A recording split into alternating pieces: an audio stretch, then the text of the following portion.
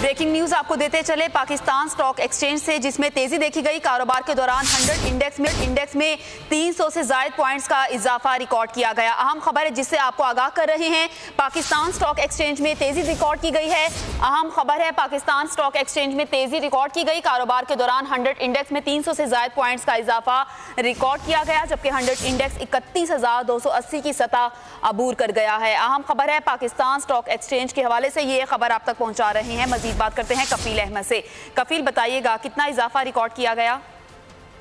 देखिए, मार्केट में सेंटीमेंट खासा पॉजिटिव है कल की तरह। और अगर हम बात करें FATF की जानिब से जो इजलास किए गए थे, उसमें पाकिस्तान के लिए मुस्बत पेशरफ जो है उस पर जो सरमायाकार हैं वो खास एक्टिव हैं।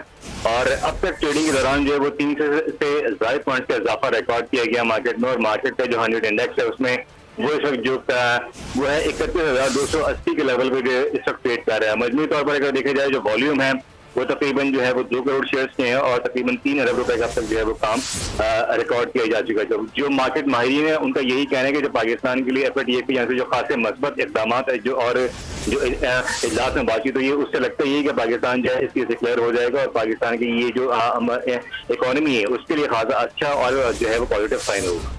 ठीक है, 300 से ज्यादा पॉइंट्स का इजाफा रिकॉर्ड किया गया पाकिस्तान स्टॉक एक्सचेंज के हवाले से। कफील अहमद, आप हमें आगाह कर रहे थे, आपका शुक्रिया।